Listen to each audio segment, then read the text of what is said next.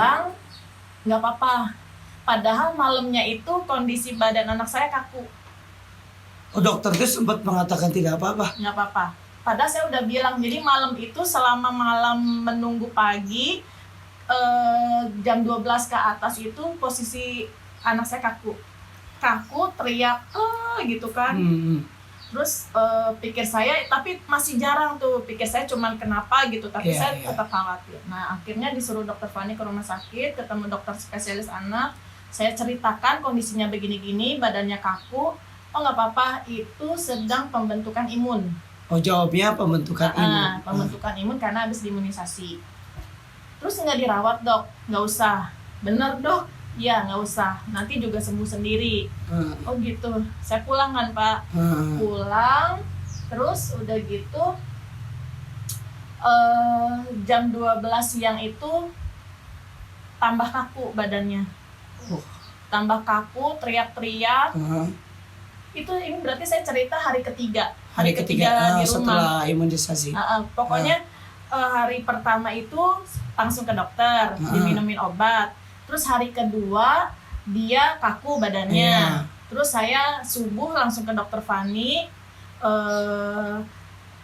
terus langsung ke dokter anak, ke rumah sakit. Jadi sempat ke dokter Fani dikasih obat. Terus disaranin ke RSUD.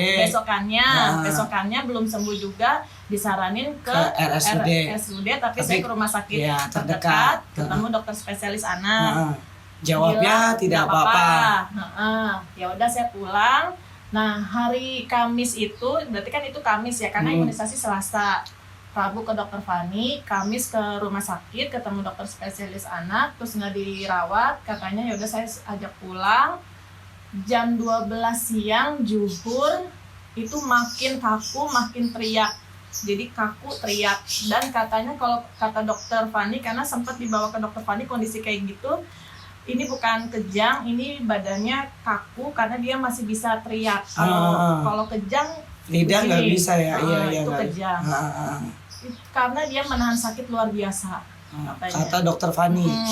Karena yang nenganin 1 jam penuh dokter Fani sampai saya bawa ke rumah sakit itu kan. Terus akhirnya BAB anak saya tuh, BAB-nya sudah hitam. Nah yang nanganin mama saya nggak maksudnya saya sedih gimana gitu kan pak. Ya udah saat itu juga langsung ke rumah sakit Mekarsari. Nggak ke rumah sakit yang pertama karena udah jelas sama dokter anak nggak usah. Kurang ditanggapi lah. Karena mungkin mau lihat perubahan setelah dikasih obat itu mungkin ya. Nah terus saya ke rumah sakit lain, ke rumah sakit Mekarsari. Anak saya dibawa sama mbahnya. Duluan saya di rumah siap-siap bawa segala macam lah perlengkapan bayi kalau mau dirawat gitu kan. Takutnya dirawat ya udah. Nah, pas saya sampai di rumah sakit Mekarsari, baru di parkiran, tiba-tiba kaki saya tuh lemes. Padahal saya nggak tahu kondisi anak saya kan, udah punya firasat. Punya firasat. Aduh, kok lemes banget ya kaki. Padahal saya nggak ada pikiran negatif. Oh, anak saya nggak apa-apa gitu. Sampai terus saya berjalan sampai ketemu bapak saya di lorong, bilang buruan harus tanda tangan masuk ke ICU. Shock, saya langsung shock banget. Kok ke ICU? Emang kenapa mbak anak saya harus masuk ICU? Iya bu, kondisi begini sekarang ada di mana anak saya? Ada di UGD. Saya nggak tanda tangan dulu, saya langsung ke UGD-nya di sebelah sana. Saya langsung ke UGD. Di UGD anak saya lagi tiduran sambil kaku badannya, gitu. Ya Allah, Salman, aku bilang. Nah itu saya keingetan zikirnya Kiai Haji Ustadz Arifin Ilham, subhanallah. Karena itu sering ada di masjid dekat rumah terus kayak gitu, jadi saya teringat apa yang harus saya lakukan saat kondisi anak saya kayak gitu. Itu di UGD orang banyak kan, ada di tempat tidur mana-mana lagi sakit, saya udah nggak peduli. Tapi saya bingung saat ngeliat anak saya kayak gitu, dia kaku, dia tidur merem, ntar sesekali dia teriak sambil kaku, gitu. Saya kayak orang gila pak. Saya langsung dilalah dokter jaga UGD itu dokter Dani, suaminya dokter Fani. Jadi udah tahu kronologi cerita Salman itu. Dok, ini gimana anak saya? Tinggal nunggu keajaiban bu. Terus ibu berdoa. Saya tambah stres kan pak. Saya duduk di luar UGD, semua orang yang lewat saya panggilin, suster tolongin anak saya, ada orang ibu-ibu lewat, Bu doain anak saya. Pokoknya saya nggak tahu apa yang harus saya lakukan gitu, karena saya nggak ada pikiran bakalan kayak begini, nggak ada. Saya langsung, ya Allah, saya gimana, anak saya kesakitan, saya malah jadi kayak linglung, apa yang saya nggak bisa kayak gini. Saya langsung balik lagi Pak ke dalam, yang saat itu lagi ditemenin mama saya pegangin tangan dia, ayo adek mama nungguin di sini, zikir ya, subhanallah gitu. Terus dia teriak lagi, saya terus subhanallah, alhamdulillah, saya terus kayak gitu Pak, sampai adik saya datang dan ini harus segera masuk ICU. Salman itu dari hasil segala macamnya harus segera masuk ICU. Cuma ternyata harus ada uang dulu 5 juta. 5 juta atau 3 juta saya nggak terlalu itu yang ngurusin adik saya. Di mana-mana dilalah ATM tuh kosong. Udah ke ATM sini nggak ada uangnya, ke ATM sana. Jadi akhirnya ada saya balik lagi tuh yang saya denger ya, ini nggak ada, ini bukannya nggak punya duit tapi nggak ada, ATM-nya kosong semua, tolongin masukin dulu. Nggak bisa, harus ada dulu kan. Saya mau gimana sama ini tapi percuma. Jadi saya fokus sama anak saya. Saya pegangin tangannya, dia udah nggak sadar, kata dokter dia udah nggak sadar, dia udah ibaratnya si otak itu kehilangan kesadarannya. Cuman tinggal sedikit 20% aja, selebihnya udah ngehang semua.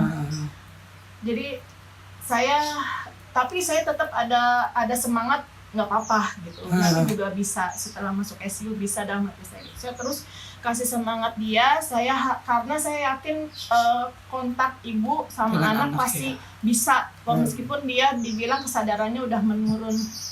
Saya terus kayak gitu sampai akhirnya asar baru bisa masuk ICU. Saya ikutan dorong bednya, masuklah ke ICU. Saat itu pertama kalinya saya baru tahu ICU kayak gimana. Terus anak saya tuh masih panas banget, panas, badannya semuanya panas, nggak dipakein baju, cuman pakai selimut doang, segala macem dipasang. Sampai Isya itu 7:30 malam, habis ajak Isya, anak saya tuh kan udah nggak sadar ya Pak, tapi dia melambai begini. Tangannya melambai. Dia merem tapi melambai, terus dia nunjuk begini. Gitu. Ada suara juga? Ada suara tapi suaranya udah rinting, udah lemah. Gitu. Gitu kan, terus dia nunjuknya tuh kaku banget gini Pak. Terus saya, Adek kenapa? Saya berusaha seolah nggak terjadi apa-apa gitu Pak. Berusaha tenang lah ya. Terus saya turunin kan Pak, nggak bisa, tetap kaku. Dia begini.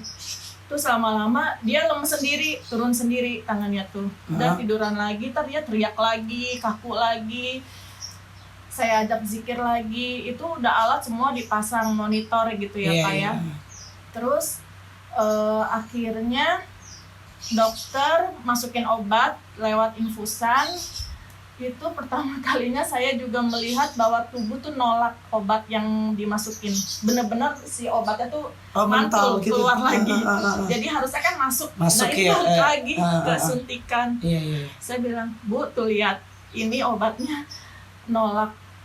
Saya udah lemes aja, karena dalam hati saya berarti sel di dalam tubuh dia tuh udah pecah, sehingga nggak ada yang bisa masuk lagi. Saya di situ saya nggak mau mikir macam-macam, saya cuman pasti sembuh, besok pasti dipindahin ke ruang perawatan biasa. Saya nggak mau mikir secara teori ilmu, saya nggak mau.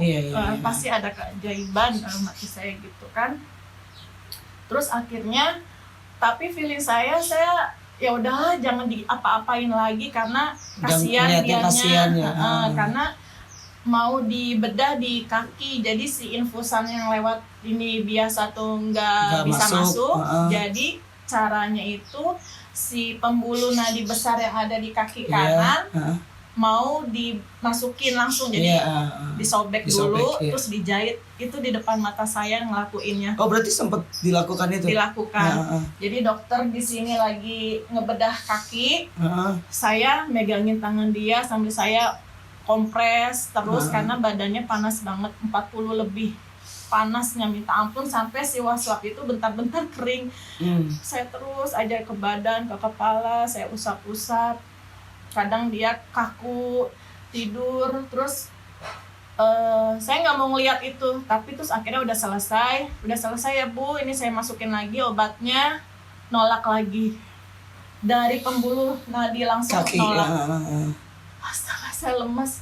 Terus gimana dok? Satu-satunya cara lewat kepala, itu cara terakhir kata dokter. Kepala maksudnya iya lewat sini, jadi nanti dibedah juga di sini, tadi dijahit lagi. Mama saya, bapak saya udah pada pingsan. Udah pada teriak-teriak, udah pada nangis. Saya nggak peduli di situ siapa yang kritis, siapa aja saya nggak peduli. Yang jelas anak saya harus